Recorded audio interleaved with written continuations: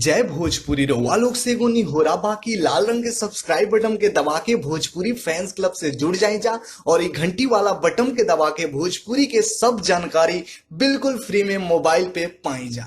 रउआ सब भोजपुरिया श्रोतागण के हम जीजी तिवारी जी भोजपुरी फैंस क्लब के माध्यम से बतावे जा रहल बानी कि आज जवन हटे मुस्लिम धर्म के सबसे महान पर्व कहल जाला ईद। जी हाँ भैया, ईद के शुभ अवसर पे हमने के भोजपुरी के सब सुपर स्टार लोग, सब स्टार लोग, भोजपुरी के हर एक कलाकार अपन श्रोता लोग के ईद के बहुत बहुत ढेर सारी शुभकामना देले वालों। जी हाँ भैया लोग, आप लोग कई गो फोटो देख रहे बानी जिसमें खेसारी लाल यादव जी, पवन जी, काजल जी, अक्षरा सिंह जी, कल्लू जी और भी कई गो स्टार लोग के फोटो बा जितना हमारा मिलल बा हम आप लोग के बीच में लेके आयल बानी। सब कोई अपना अपना सोशल मीडिया के माध्यम से पोस्ट जारी कई के अपन जे भी मुस्लिम फैन वालों, दर्शक वालों, वो सब लोग के मुस्लिम सिर्फ ही ना मुस्लिम ही लोग के ना पूरे देशवासी के, जी भैया पूरे देशवासी लोग के एक दूसरे के खुशी में शामिल होखल जाला। जी भैया, तो ढेर सारा शुभकामना सब सुपर स्टार लोग आप लोग के दिले बाड़े। भोजपुरी फैंस क्लब और भोजपुरिया श्रोता के तरफ से भी आप लोग के भी ईद के बहुत सारा शुभकामना और आप लोग हंसी जा, खुशी से रही जा, एक साथ रही जा